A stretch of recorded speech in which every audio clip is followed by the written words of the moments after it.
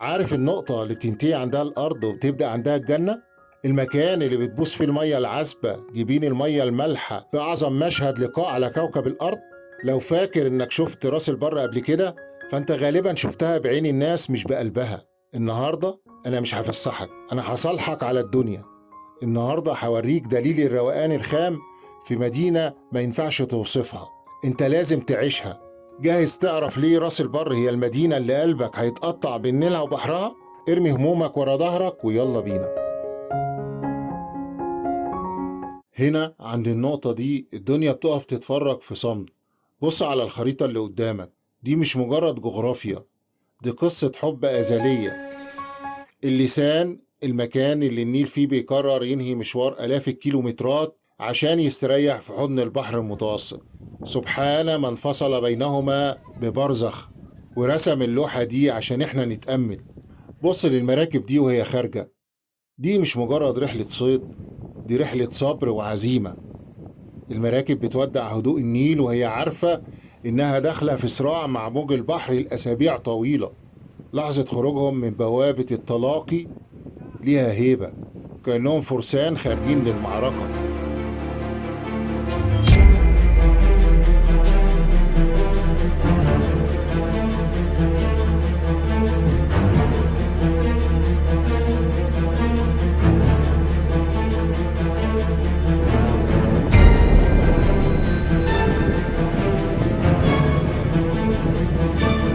ولحظة رجوعهم بالسلامة وهي محملة بالخير، النيل بيستقبلهم زي الأم اللي بتضم ولادها بعد غياب.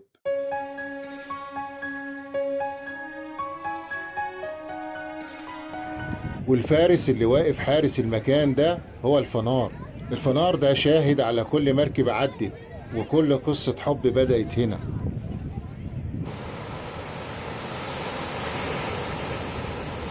وعلى الصخور هتلاقي الغواية، ناس واقفة بالصنارة، مش بس عشان السمك لكن عشان الونس مع المية.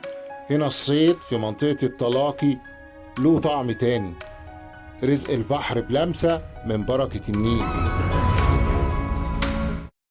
وعشان تكتمل اللوحة كان لازم نيجي هنا فندق شتايجنبرجر. تعالوا نطلع. بص معايا على الفيو ده، تقدر تقول عليه قطعة من الجنة. من هنا انت مش بتشوف منظر، انت بتشوف عظمة ربنا في خلقه. البحر والنيل واللسان كلهم تحت رجلك في مشهد خرافي. مفيش كاميرا في الدنيا تقدر تنقل السحر ده بالكامل. نصيحتي ليك كصديق، لو عايز تغسل روحك من أي تعب اقف هنا، خد نفس عميق وسيب عينك تشبع من الجمال ده. وعلى سيرة الجمال تعالى بقى احكي لك عن ساعة الحظ في راس البر. وقت المغربية، اللحظة اللي الشمس فيها بتبوس جبين المية وبتمشي وبتسيب مكانها السماء متلونة بلوحة زيت مفيش فنان يقدر يقلدها. بص حواليك، دي أجمل قعدة مجانية في العالم. مش محتاج أكتر من كرسي صغير تجيبه معاك أو حتى حتة صخرة ثابتة، وتقعد تتفرج على نفس النيل وهو بيبرد وهوا البحر وهو بيطرى. الناس هنا قاعدة في حالة صمت صوفي، الكل باصص لبعيد، اللي بيحلم واللي بيفتكر واللي بيصفي حسابه مع يومه. ليالي اللسان يا صاحبي ليها سحر خاص. النور الخفيف اللي جاي من الفنار مع لمحة الفنادق البعيدة وصوت الموج اللي بيخبط في الصخر كأنه مزيكا لايف. هنا مفيش طبقات، الكل متساوي قدام عظمة الخالق. نصيحتي ليك في اللحظة دي، سيب موبايلك في جيبك واشرب نفس المكان ده بجد، عشان الذكرى دي هي اللي هتعيش معاك وتطبطب عليك في زحمة الأيام. وعشان توصل للجمال ده كله وتشوف مقابلة النيل والبحر كان لازم يكون في طريق يليق بالرحلة دي. راس البر عملت لك ممشى للروح، واحد على النيل والتاني على البحر. اتفرج على الممشى وجماله. هنا مفيش حدود ومفيش تذاكر، دي فسحة المزاج العالي لأي حد حابب يتمشى في قلب الهواء الطلق أو يقعد يفضفض مع المية من غير أي حواجز. لو مش غاوي قعدة الكافيهات والمطاعم اللي هنشوفها مع بعض كمان شوية، فالممشى ده ملكك، مكان مجاني، رصيف ونس وهواه دوا. بص على الناس وهي بتتمشى، اللي ماشي مع صاحبه واللي بيحكي لولاده حكاية واللي ماشي سرحان في ملكوت الله. الممشى هنا مش مجرد طريق، ده رئة بتتنفس منها راس البر، وتمهيد للي جاي في رحلتنا. استعد عشان هنبدأ ندخل في التفاصيل ونشوف البحر والنيل من قريب قوي.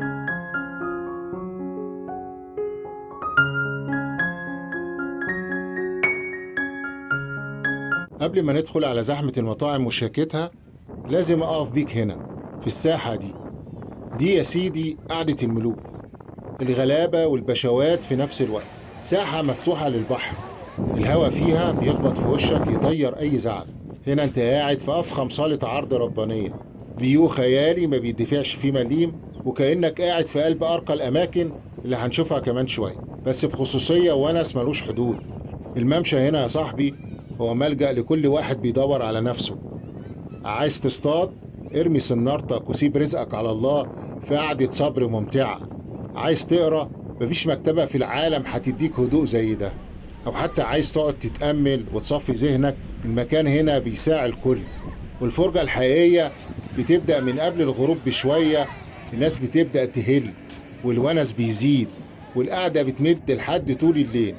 وفي ناس غاوية روقان بجد بيفضلوا قاعدين سهرانين في حضن المية لحد ما يحضروا لحظة الشروق. عارف ليه؟ عشان الشروق والغروب في النقطة دي حكاية تانية خالص ما تتوصفش. تخيل كده معايا، السماء بتبدأ تتنفس نور جديد في نفس اللحظة اللي مراكب الصيد فيها بتبدأ تشق طريقها للبحر، أو يمكن تلمح مركب راجعة بدري وشايلة خير ربنا من الفجرية. مشهد رباني بيخليك تحس إن الدنيا لسه بخير، وإن كل يوم هو فرصة جديدة للبداية.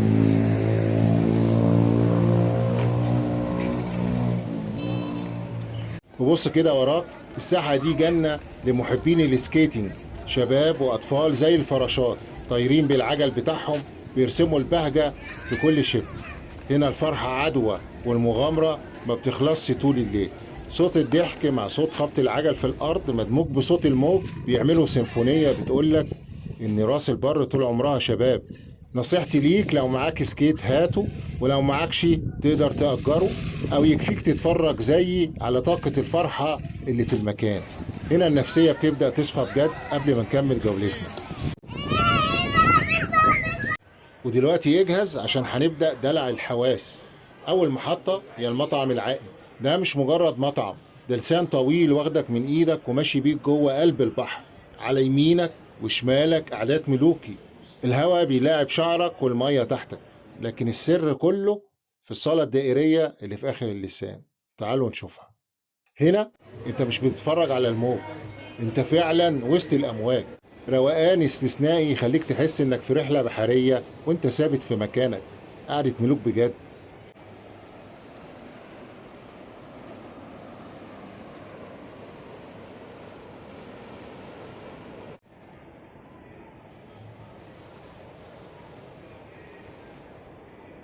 وبعد ما نخلص سحر العائم هنمشي خطوتين ونوصل لواحد من أساطير راس البر، مطعم سي دور. الاسم على مسمى، ده فعلا بابك على البحر.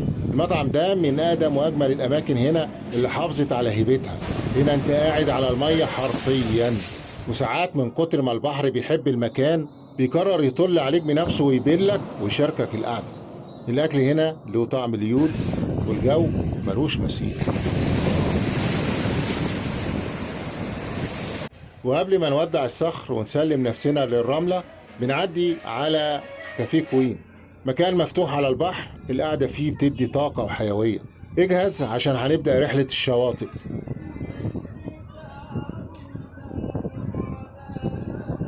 من هنا بتبدأ حكاية تانية خالص، حكاية الشواطئ الممتدة اللي ما بتخلص، والرملة الناعمة اللي مستنية رجلك تطبع عليها. شواطئ راس البر اللي كبرنا فيها ولينا في كل شبر منها ذكرى. لو بتدور على خصوصية والمية اللي زي الكريستال، يبقى لازم تبدأ من هنا. شاطئ الخليج، أي حد راس براوي قديم عارف إن المكان ده هو عنوان النظام والنظافة. أيوة، الدخول بتذكرة، بس بصراحة الروقان اللي هتاخده يستاهل كل مليم. ولو مش غاوي نزول مية، كافيه ومطعم الخليج فاتح لك بابه بقعدة على البحر تخلي يومك يبدأ صح.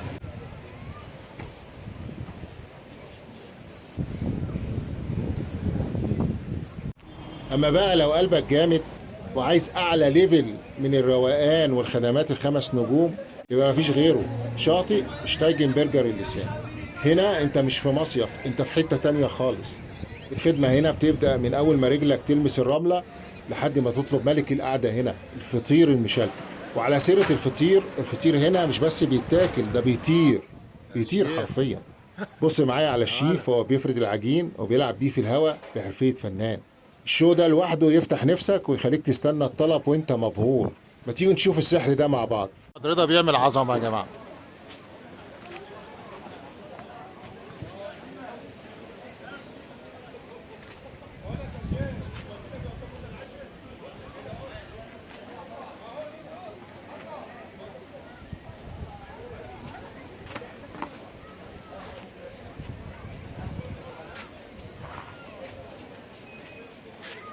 ده بقى عرض فن.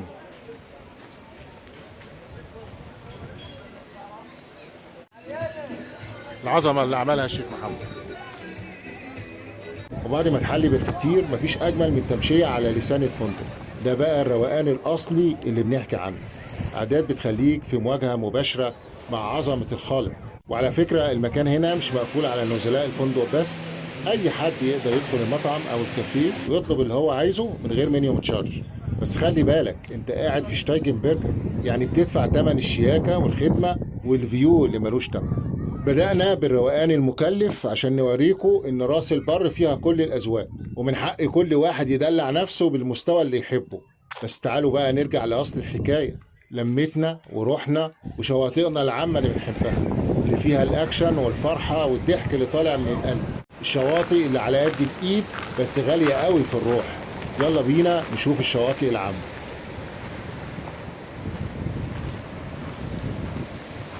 من بعد شاطئ شتايجنبرجر بنبدأ ندخل في جمهوريتنا، الشواطئ العامة. هنا البحر ملك للجميع، تقدر تنزل المية من أي حتة تعجبك بطول راس البر. الكافيهات هنا مغرقة الشط، بتفرش شماسيها وكراسيها وتستناك. اختار القعدة اللي تريحك، ادفع تمن الكرسي وسيب الباقي على موج البحر واللمة اللي تفتح النفس. لو دي أول مرة ليك في راس البر لازم تعرف إن في راس البر ماشيين بالحساب. الشوارع أرقام مش أسماء، والنظام هنا عجيب بس مريح. الشوارع بتبدأ من عند اللسان بالأرقام الزوجية 60 58 56 وهكذا، نازلين لحد شارع 2 عند المديرية. شارع المديرية ده هو الشارع الفاصل بين الشوارع الزوجية والشوارع الفردية. نعدي المديرية نقلب فردي، نبدأ نعد 1 3 5 لحد ما نوصل لآخر الدنيا عند شارع 109.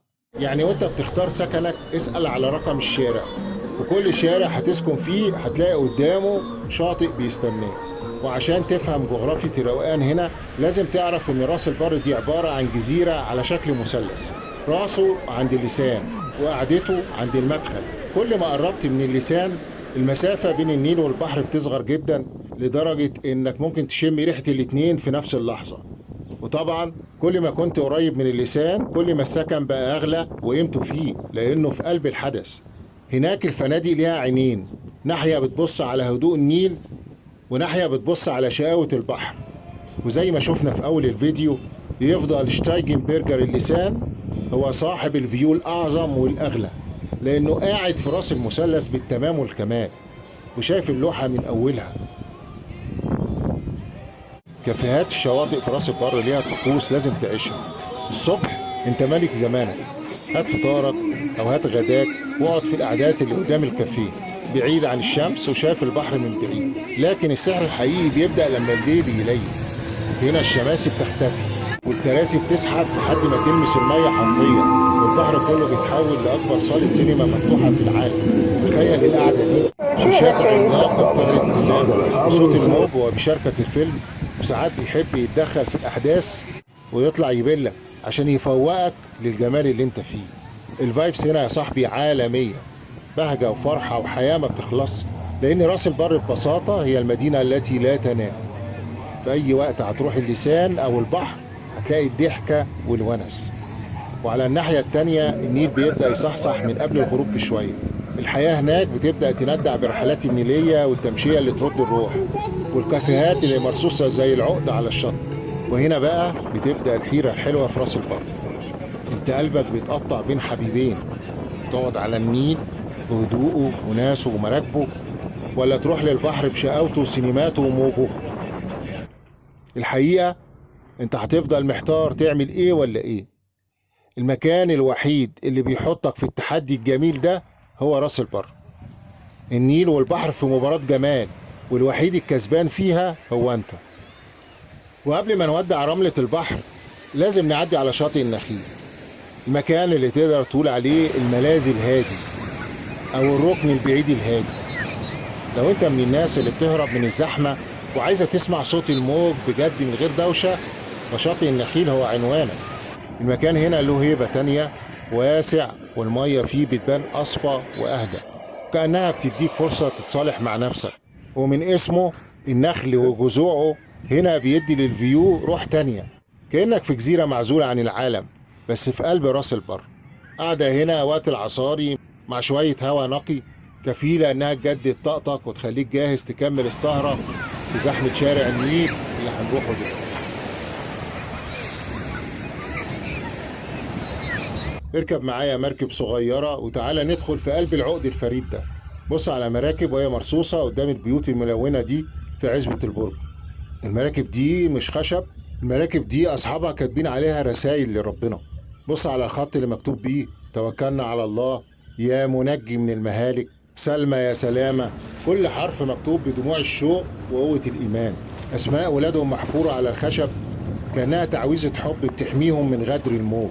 هنا خلطة مش هتلاقيها غير هنا، جمال الألوان مع يقين الإيمان مع شقى السنين وصبر الصياد اللي ملوش حدود.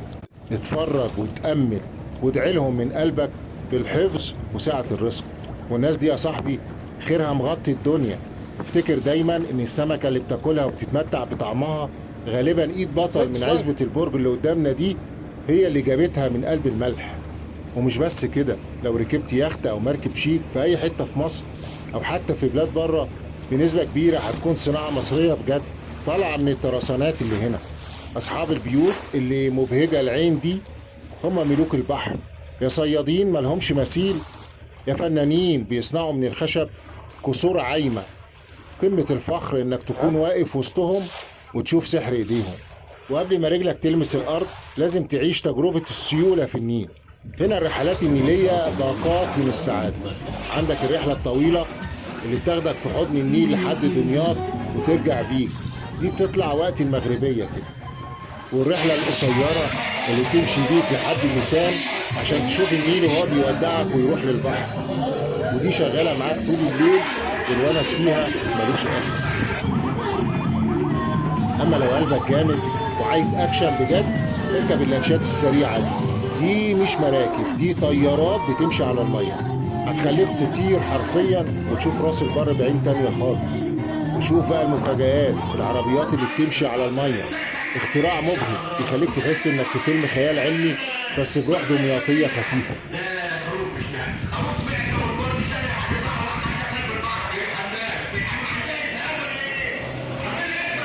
وعايز اقول لك سر، المعدية اللي بتعديك البر التاني دي هي بوابة لعالم تاني خالص. لو عايز تعيش الروقان الخام اركب المعدية الفجر وروح عزبة البرج. هناك هتشوف لوكيشن مسلسل تحت الوصاية على الحقيقة، وتحضر مزارات السمك اللي ريحتها رزق، وتشتري أحلى شروات سمك ممكن تدوقها في حياتك. دي حكاية تانية هنحكيها بالتفصيل في حلقة مخصوصة إن شاء الله. راس البر بتقدم لك باقة البهجة المتكاملة، هدوء، حركة، أكشن، وفرحة ملهاش مثيل. انت هنا مش مجرد سايح، انت جزء من حالة بهجة ما بتتكررش. ودلوقتي اجهز عشان انت داخل كرنفال جمال ملوش آخر. شارع النيل بالليل بيتحول لمدينة أحلام أو ملاهي كبيرة مفتوحة للسماء. هنا التمشية ليها طعم تاني وسط المحلات والكافيهات اللي مرصوصة زي الورد. كل كام متر هتلاقي نفسك قدام لوكيشن تصوير أحلى من اللي قبله، كأن الشارع كله معمول عشان يسجل أحلى ذكرياتك. وبص حواليك، دي مش مجرد تمشية، دي مملكة حيوان متنقلة. صقور، نسانيس، بغبغانات، كلاب شياكة، شباب زي الورد واقفين يشاركوكم البهجة ويخلوك تتصور وتعمل ذكريات مبهجة. هنا الفرحة والضحك خام، مفيش تمثيل. انت جوه حالة سعادة معدية بتدخل قلبك من غير استئذان. وعايز نصيحة من صاحب مزاج، اطلع فوق. الروفز هنا هي سر الروقان. اقعد واتفرج على سينما الشارع دي من فوق. عينك هتشوف بهجة الناس في شارع النيل، والناحية التانية هتشوف هدوء المراكب في النيل نفسه. ميكس غريب بس عبقري. والأجمل من كل ده إنك وسط البهجة دي بتبقى عارف إن سينمات البحر والهدوء الخرافي اللي هناك على بعد دقايق منك. تقدر تعيش الأكشن هنا وتكمل سهرتك في صمت البحر هناك. بذمتك في مكان في الدنيا بيجمع النقيضين دول في حضن واحد؟ أيوه، هو مكان واحد ملوش مثيل، راس البر.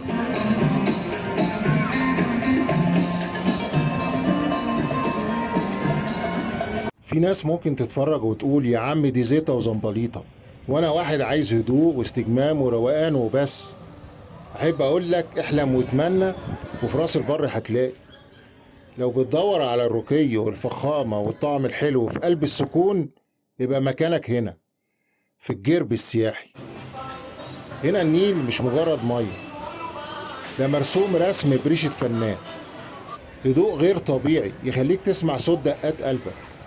تعالى هنا افطر احلى فطار والنسيم بيخبط في وشك، واستمتع بالرقي اللي في كل تفصيلة. وراس البر هنا بتقدم لك مفاجأة حصرية مش هتلاقيها في اي مكان تاني. شواطئ نيلية، ايوه شواطئ حقيقية تقدر تنزل تعوم فيها في حضن النيل. مية عذبة ونظافة وهدوء ملوش مثيل، وكراسي وشماسي على النيل. ولو معاك الأولاد، الجربي هي جنة الأطفال. أكوا بارك وحمامات سباحة على أعلى مستوى. أماكن أنيقة ومنظمة وممتعة للكبير قبل الصغير. هنا أنت بتفصل عن العالم تماما وبتعيش تجربة استجمام 5 نجوم في قلب الطبيعة. حمام السباحة قدام النيل. راس البر دايما عندها حتة زيادة.